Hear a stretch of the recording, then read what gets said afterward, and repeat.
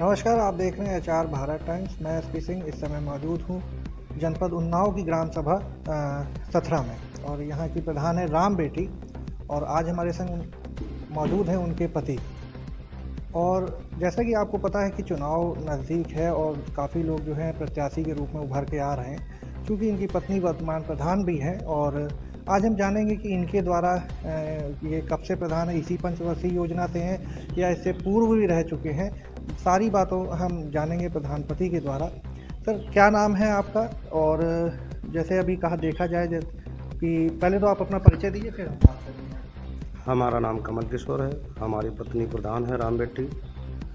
प्रधान जी, ये बताइए कि जैसे आपकी जो ग्राम सभा है, यहाँ के अगर विकास की बात करी जाए तो आपके द्वारा, मतलब अब चूँकि आपकी पत्नी प्रधान है और मोस्टली जगह देखा गया है कि जहाँ अगर मतलब वाइफ प्रधान है तो उनके हस्बैंड ही पूरा कार्य देखते हैं। तो अच्छा, सबसे पहले मैं आपसे ये जानना चाहूँगा, ऐसा क्या है मतलब कि वो महिलाओं को आगे नहीं बढ़ने दिया जा रहा है, क्या ये बात है, या सारी चीज़ें आप ही संभाल रहे हैं, कैसे क्या है? नहीं, ऐसा कुछ नहीं है।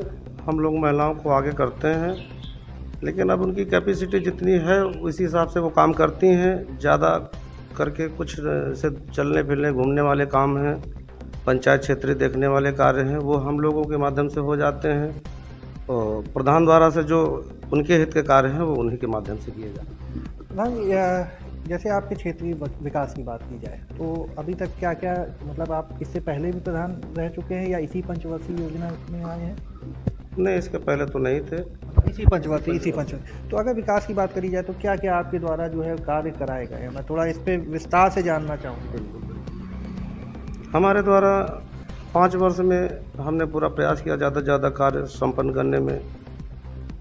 जैसे कि एक हमने गौशाला बनाई है और एक आरसी सेंटर बना है चंदनखेड़ा गांव में, और एक पानी की टंकी की जगह करीमाबाद में चिन्हित की गई है, वो हमारे माध्यम से की गई है। और जैसे कि नाली खड़ंजे तो ही हैं, और कुछ बहुत पर्सनल काम है। जैसे कि पहले हम जब प्रधान बने तो पहले हमने विद्यालयों का कार्य किया। हमारे द्वारा विद्यालय का कार्य किया गया, सुंदरीकरण और टैलीकरण, जो भी सुविधाएं की वंचित थे विद्यालय, उन सुविधाओं को लाने में और कार्य करने में हम सफल रहे हैं। प्रधान जी, जैसे अभी आपने बताया कि गौशाला का आपने निर्माण कराया, तो गौशाला जिस क्षेत्र में आपका मौजूद है वहाँ के आसपास की एक समस्या है, क्योंकि हम लोगों ने जब इस चीज़ को वहाँ जाके देखा तो लोगों की समस्या है कि पानी बहुत खारा आ रहा है वहाँ पे, और लोगों को ये भी कहना है कि यहाँ मौके पे टंकी मौजूद नहीं है। ये मैं बात बता रहा हूँ करीबन 7-8 महीने पहले की, जब हमने उनसे बात करी थी कि पानी की लेके बड़ी समस्या। उनका कहना ये है कि काफ़ी दूर तक हमको जाना पड़ता है, मतलब करीबन 2-2.5-3 किलोमीटर की दूरी पे जाके उनको पानी लेना पड़ता है पीने के लिए। अब चूँकि 3-4 महीने की बात पुरानी करी जाए तो मौसम ठंडा था, पानी की इतनी खपत नहीं थी। लेकिन अब जैसे जैसे गर्मी बढ़ रही है और इससे पहले भी गर्मी आई है, तो लोग इतनी दूरी पे जाके मतलब 2-2.5 किलो 3 किलोमीटर की दूरी जाके पानी लेने जाते थे। इस पर आप क्या कहना चाहेंगे? देखिए, पानी खारा होना ये कोई नई बात नहीं है। ये हमारे पूर्वजों से चली आ रही है। पानी ज़मीने में जब खारा है तो उस विषय पे हम लोग और हमारी सरकारें काम कर रही हैं, और बहुत जल्द खारी पानी से छुटकारा होने वाला है। अब ये है कि सरकार का काम तो चल ही रहा है, वो तो सब लोग देख रहे हैं, और पानी टंकी का भी निर्माण कार्य हो चुका है, और बहुत जल्द से जल्द पानी खारे का निस्तारण होने वाला है। इसके अलावा गौशाला की बात करी जाए, जैसे अगर देखा जाता है कि गौवंश जो है सड़क पे घूमते रहते हैं, आए दिन जो है उनकी वजह से घटना कारित होती है। मान लो कभी गौवंश जो है घायल हो जाता है, और कभी क्या कहते हैं कि मान लीजिए कोई साथ वाहन उससे टकरा गया तो वाहन स्वामी भी चोटिल हो जाता है। कभी कभी ये भी देखने को मिलता है कि मृत्यु तक हो जाती है वाहन स्वामी की। तो ऐसे में गौशाला को बनाने का क्या उद्देश्य रहा होगा? तो खैर ये रहा हम लोगों गौशाला बनाने। गाँव वालों को क्या, मतलब गाँव वालों को क्या इससे लाभ? गांव को तो हमें लगता है कि 100 के 100% जो है लोगों को लाभ हुआ है। लाभ का सबसे बड़ा कारण ये है कि लोग रात रात में ठंडियों में जाते थे, 12-12, 1-1, 2-2 बज जाता था, वहाँ झगड़ा भी विवाद हो जाता था। हमने कई बार हमने अपने 5 वर्ष में ये भी किया है कि 20 फैसला भी कराए।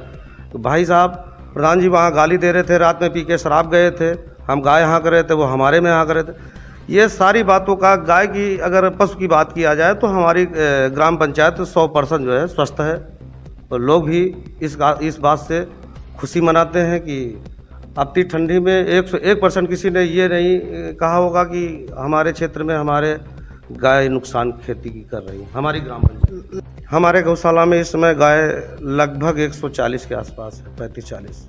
वैसे गौवंश की बात करी जाए तो जैसे मान लीजिए गौशाला में बहुत से लोगों का कहना ये है कि शायद 50 रुपये एक दिन का मिलता है, यही चीज़ है ना प्रधान जी?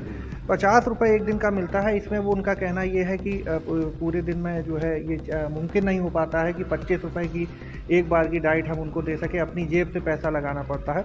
और कभी कभी ये भी सुनने में आया कि मान लीजिए कोई गौवंश अगर मर जाता है तो उसको भी अंतिम जगह तक ले जाने के लिए कोई पैसा नहीं मिलता, वो भी आपको अपनी जेब से ही लगाना पड़ता है। तो ऐसे में कैसे मैनेज करते हैं आप लोग, क्या कहना चाहेंगे इसके लिए?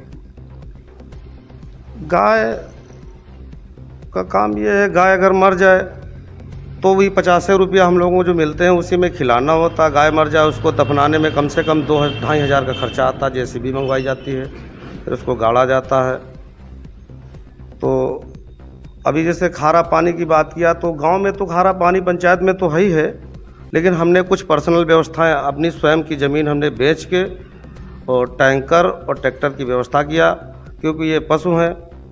प्रधान सरकारें आती जाती रहेंगी, लेकिन एक पशु संघ अगर हमने दुर्व्यवहार किया तो ये माफ़ नहीं होगा। ये हम अपनी निजी खुद व्यवस्था से खुद पानी उनको खारा की व्यवस्था। नहीं तो ऐसा क्या कहा जाए, मतलब चुनाव नज़दीक हैं इसलिए आपको आप द्वारा ये योजना दी जा रही है या शुरू से ये चलती चली आएगी? नहीं, ऐसा नहीं है कि जब से हमने गौशाला खोली है इसके पहले हमने किराए के ट्रैक्टर, किराए के टैंकर चलवाए, लेकिन इतना कुछ नहीं कि फिर उसमें ज़्यादा भाड़ा किराया पड़ने लगा, हम परेशान होने लगे, उनको देने में असमर्थ होने लगे पैसा। फिर हमने अपनी खुद स्वयं की एक ज़मीन बेची है, फिर उसमें टैंकर और ट्रैक्टर तुरंत तत्काल खरीदा। फिर अपनी स्वयं की ज़मीन। हमारे संग मौजूद थे जो यहाँ के प्रधान है, राम बेटी प्रधान, उनके प्रति मौजूद है हमारे संग। इन्होंने पूरी बात बताई। इन्होंने बताया कि गांव में विकास के लिए इन्होंने गौशाला खोली, नाली खरंजे जो कि कॉमन बात है बनाए। इसके अलावा पानी की जो असुविधा हो रही थी यहाँ के लोगों के लिए, पानी की सुविधा की टंकी भी इन्होंने बताया। अपनी खेती बेच के इन्होंने कुछ पानी का किया है, निस्तारण किया है इस चीज़ को लेके। फिलहाल ये जो बातें थी आज इनके द्वारा बताई गई हैं। अब हम आगे चल के एक एक चीज़ जो इन्होंने बातें कही हैं हम उस पर जाके वास्तविकता जानने की कोशिश करेंगे। क्या ये कैमरे के सामने की गई बात थी या वास्तविकता स्तर पर भी इस पर कार्य किया गया है? मैं SP Singh, HR Bharat times के संग, जनपद उन्नाव।